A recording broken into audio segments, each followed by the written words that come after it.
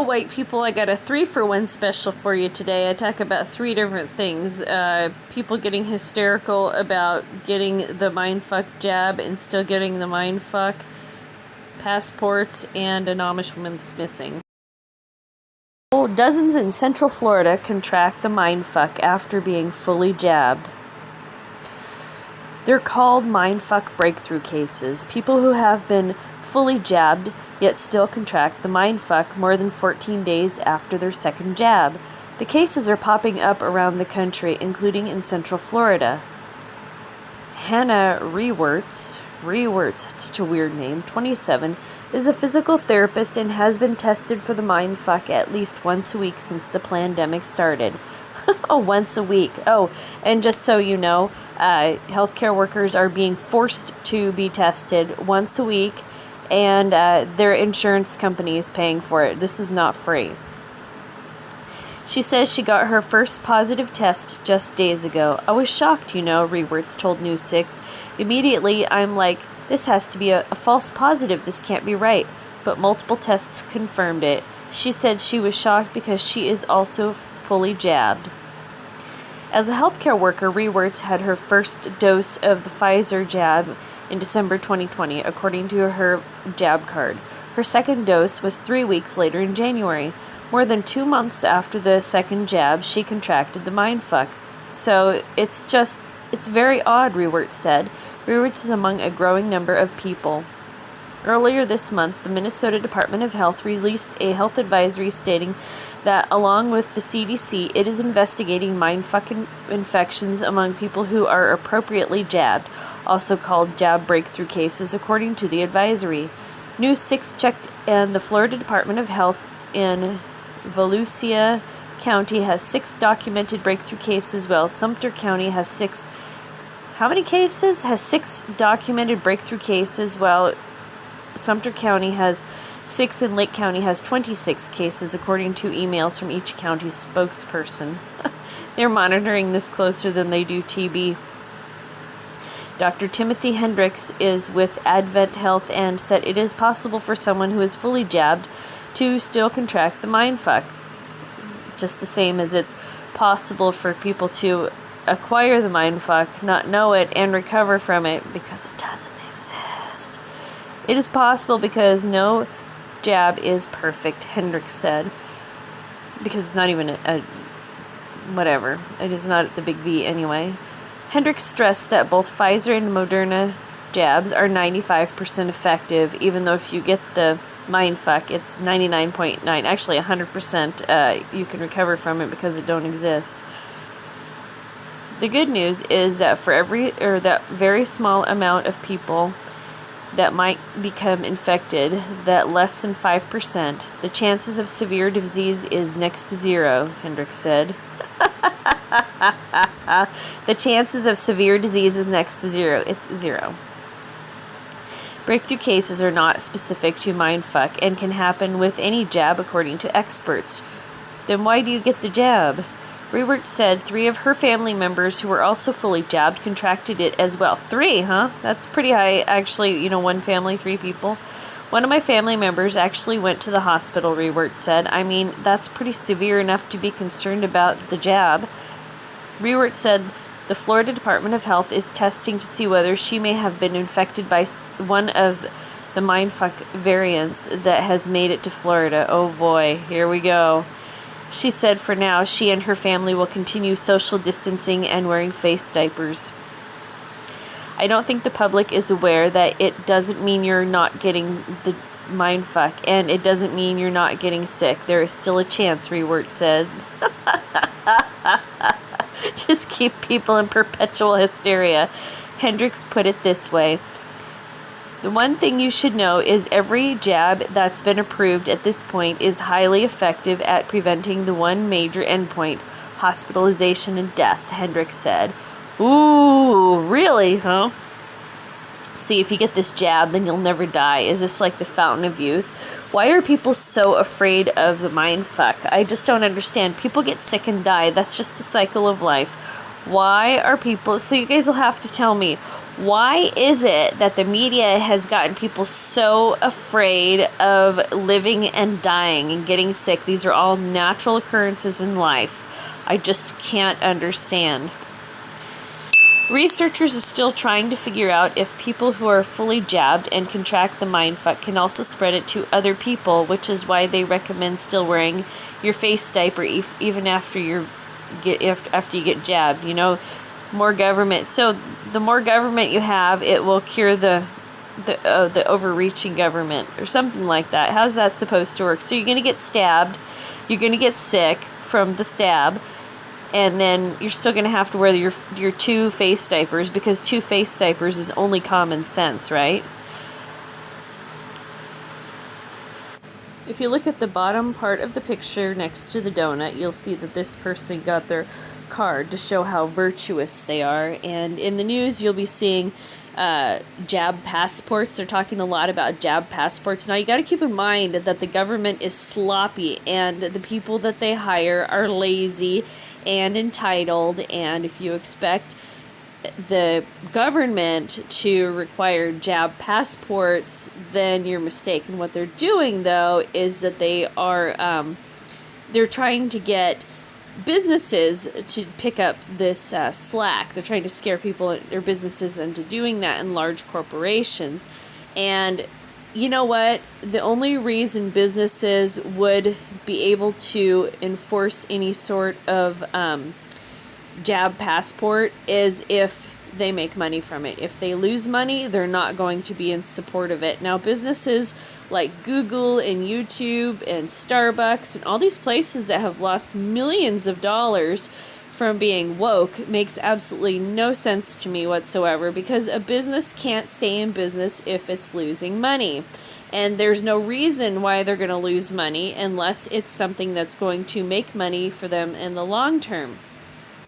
I know some people who are devout Christians who have gone out and got the mindfuck jab, believe it or not. And these are people, I mean, who are extremely religious, who go to church on a regular basis, or if they can't attend church, then they are, doing it on the internet. They're still continuing to do the fellowship, but they dutifully went and got the jab, and they dutifully went and they got their little card. And one of them I talked to, who's 79, and she's like, well, I won't be able to travel on an airplane if I don't get it. I'm like, but why? What? I just don't understand. You talk about how it's not approved by the FDA, how it's still experimental, how, all these, you give all these facts to people, and then they come back at you, well, I might have some sort of pleasure removed from me. So I think basically that's where we're at right now. People are so gluttonous. They want their gluttony. And if you take their gluttony away from them, then, they're going to comply. It doesn't take much. All right, somebody asked me to look at this news story, so let's check this out. Missing Amish woman's case. Judge orders man accused of kidnapping Linda Stoltzfus to be tried for murder. Despite the defense attorney's claims that solid evidence is lacking, a judge Friday ordered a Lancaster County man to be tried on charges that he murdered an Amish woman who disappeared nearly 9 months ago. Justo Smoker, 34 of Paradise, is accused of abducting and killing 18-year-old Linda Stoltzfus and hiding her body. Okay, so this fella here, Justo Smoker, is a person of color, affirmative action person of color, and so he's accused of abducting an Amish woman. I don't know if you know anything about the Amish, but they keep to themselves. Some of them, they'll work in the stores, but they pretty much keep to themselves. So I find this case very confusing. So let's read on and see what we can figure out here. And also I looked up to see what common last names were, and Stoltzfus, it's spelled differently than this. I don't know why it's spelled like that, but it's one of the most common last names for Amish people. Investigators contend Smoker kidnapped Stoltzfus as she walked home from church on Beachdale Road in Upper Leacock Township on the morning of June 21st, 2020. So, okay, but in the news story, or some of the news stories that I've read, it said that Linda was walking home by herself from church.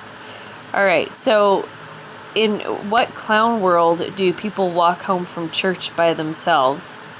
Seriously, have you guys, well, I don't know if you guys go to church or not. I used to go to church. It's just a massive public gathering, and you don't just go walking by yourself. People walk with you. You can't, because it's a huge crowd of people. Oh, this was after all the lockdown BS too, huh? That's interesting. I guess the Amish people didn't get their churches locked down. Smoker initially was charged with abducting Stoltzfus when he was arrested in July. The homicide charge was added in December. District Judge B. Denise Commons. Judge B. Denise Commons. I wonder if there's any sort of code in that name. Sent the murder case on to the county court after a 90-minute hearing attended by a sparse crowd that included three Amish men, oh God. The only testimony at the hearing came from East Lempter Township Police Detective Christopher Jones, the lead investigator. Jones cited testimony from several other Amish women who said someone apparently was stalking them the day before Stoltzfus' disappearance in a car like Smoker's red Kia Rio with a missing hubcap and a dented roof. So like I said, if you've ever been to Amish country, it is the middle of nowhere, and if you don't belong there, you stand out.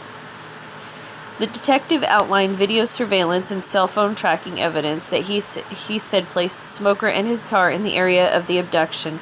That evidence shows Smoker drove to the heavily forested Welsh Mountain area, then drove to a spot on the 3100 block of Harvest Drive, where police found a buried bra and stockings they believed belonged to Stoltzfus.